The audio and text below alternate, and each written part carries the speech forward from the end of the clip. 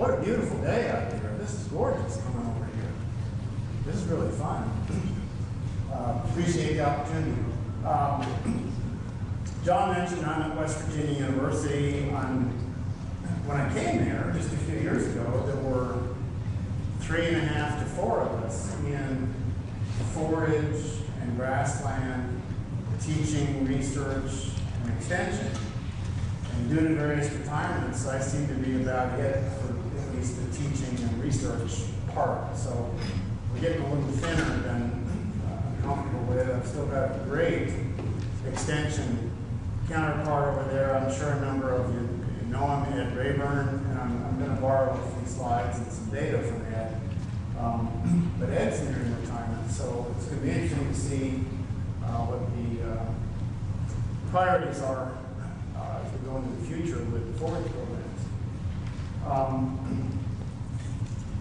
Before I get into this, how many of you are familiar with pasture sticks or use pasture sticks for trying to monitor pasture growth, pasture mass? I see 2 or 3 hands. So because of that, let me just pass these around. Those of you that aren't familiar with them, it's very common to have these things being passed out at grazing schools or some of the larger grazing conferences. We have, by the way, Appalachian Grazing Conference is coming up mid-March in Morgantown. We typically get about 350 to 400 people, mostly producers. And so you find grazing sticks being passed out by NRCS or Grazing Lands Conservation Initiative type groups. But if you're not familiar with them, let me just pass 3 down each slide. And you can see some of the information, and I'll refer to some of it as I talk. Okay, so let's start in. I appreciate the introduction Matt made to some of the forage issues. I'll try to complement what he said rather than repeat.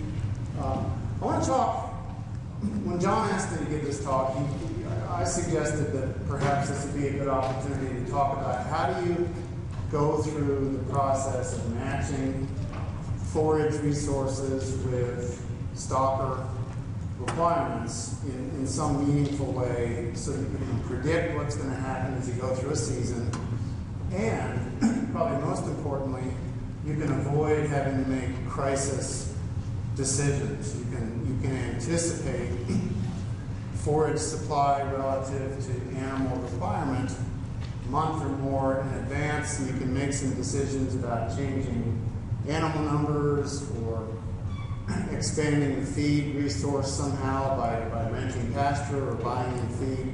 And you can do it in a time-effective manner that doesn't require you to waste a lot of money on crisis-based decisions. So, just quick overview. I want to talk a little bit about what are we expecting to happen with our grazing programs, particularly stalker programs. What's supposed to happen?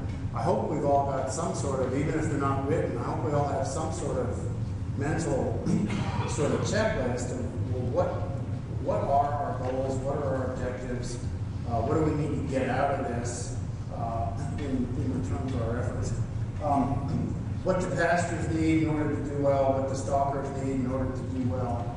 I want to talk a little bit about how many of you use web soil survey or work with county agents who help you with web soil survey.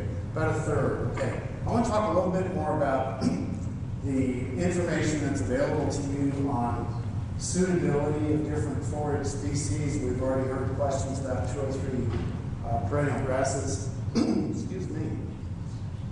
There's a lot of great information in web soil survey, but it also helps you with assessing differences among sites, even within a field, certainly farm to farm, west side of the valley, valley bottom, east side of the valley, north south, to give you some sense of how much forage production potential can I expect if I'm either new or looking at renting land that I'm not familiar with. I don't have any kind of a history with the farm. Balancing forage supply and demand. How do we actually do that? What are the nuts and bolts of doing that?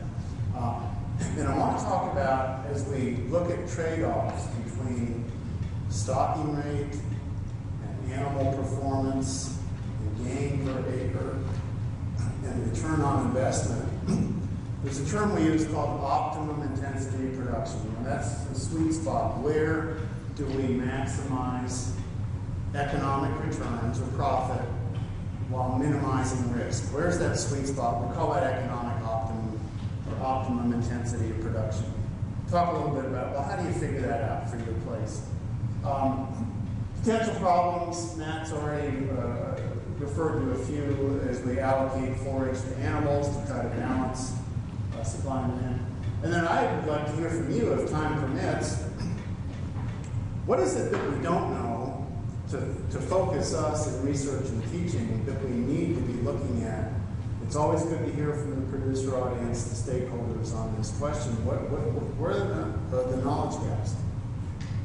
So, goals and objectives. I hope we all have some sense that as we go from light stocking rates to heavy stocking rates, we're going to have trade-offs in terms of individual animal performance, gain per acre, carrying capacity, utilization of the forage, high or low efficiency utilization.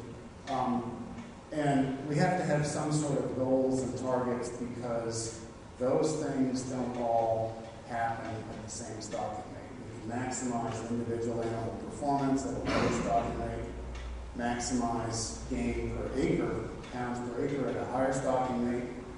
Economic returns typically don't correspond to either one of those. Maximum